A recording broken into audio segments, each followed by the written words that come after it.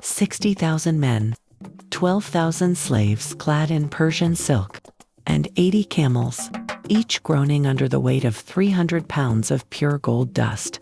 Imagine a man so wealthy that his morning walk could bankrupt an entire country. In the year 1324, a caravan emerged from the Sahara Desert that the world was not prepared for. At the head of this golden sea sat one man, Mansa Musa, the Lion of Mali. He wasn't just going on a trip. He was going on a Hajj.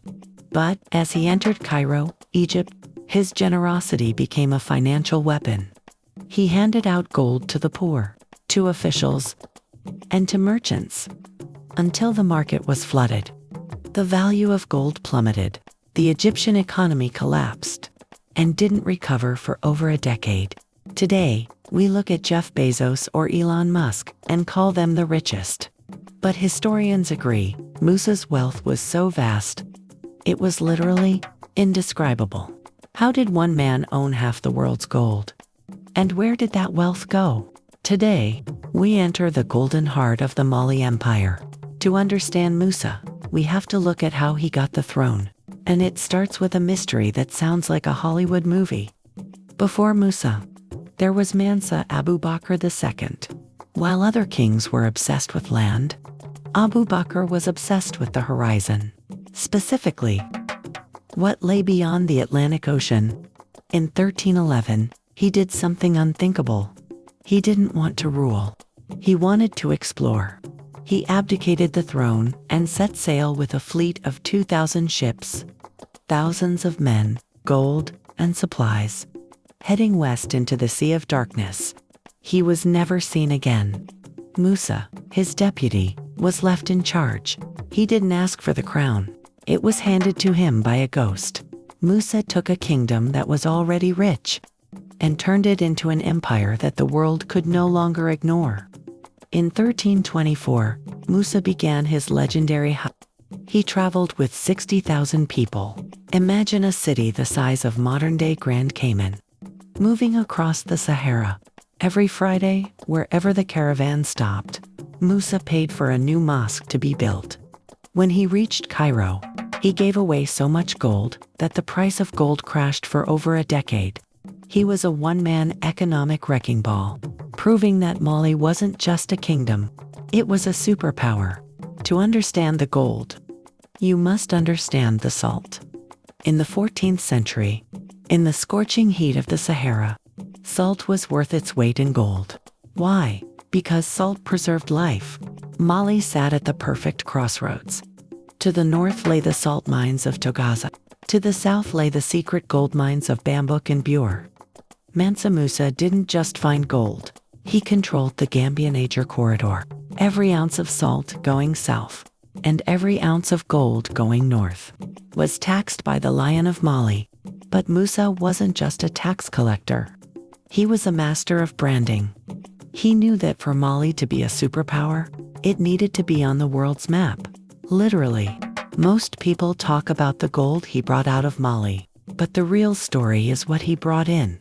Returning from his pilgrimage, Musa brought back the greatest minds of the Islamic world: architects, jurists, and poets. He transformed the city of Timbuktu from a small trading post into the Oxford of Africa. He built the Sankara University. At its peak, it housed 700,000 manuscripts. Think about that.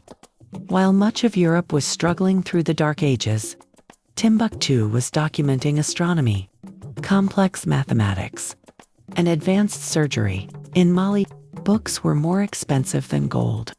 If you walked the streets of Timbuktu in 1330, you wouldn't just smell spices.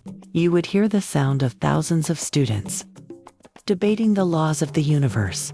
Musa's pilgrimage didn't just change the economy of Cairo, it changed the perception of the world. For the first time, Europe's cartographers were forced to look south of the Sahara. In the celebrated Catalan Atlas of 1375, Mansa Musa is depicted as the richest and noblest king in all the land. He had literally put Mali on the map. The image of a black king with a golden orb became the definitive symbol of African wealth for centuries. sparking a curiosity in European courts that would eventually lead to trade. And centuries later, the dark era of exploration and exploitation. Musa ruled for 25 years, but like all great empires, the golden age eventually faded. As the 1330s arrived, the sun began to set on the reign of the Lion of Mali. Musa's later years were spent solidifying his intellectual legacy. He reportedly considered abdicating the throne to return to Mecca and live out his days in prayer. But the responsibilities of his vast empire kept him bound to the Sahel. Mansa Musa died around 1337. He left behind a kingdom at the absolute apogee of its power, stretching from the Atlantic coast to the Niger Bend. After his death, civil wars and new trade routes began to chip away at Mali's power. By the time Europeans arrived in force centuries later, they couldn't believe such a sophisticated empire had existed. They tried to claim Musa was a myth, but the mud brick mosques still stand. The manuscripts are still being rediscovered. Historians struggle to put a number on his net worth. Some say $400 billion. Others say it was limitless. But his real wealth wasn't the gold. It was the legacy of education, and the proof that Africa wasn't just a participant in world history. It was leading it, but greatness is often a difficult thing to inherit. Musa's son, Magan I, lacked his father's diplomatic touch and strategic vision.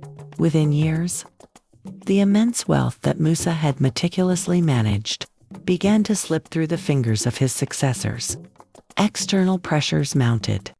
Rebellions broke out in the north, and the growing Songhai Empire began to chip away at Mali's territory. The gold that once flooded the world was now being spent to defend a shrinking border.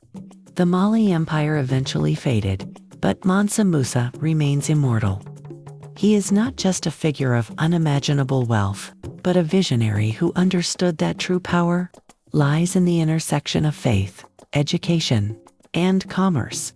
Today, his name is a reminder of a time when the heart of global wealth and wisdom beat in the center of West Africa. He remains the richest man to ever walk the earth, not just for the gold in his vaults, but for the world he built for his people.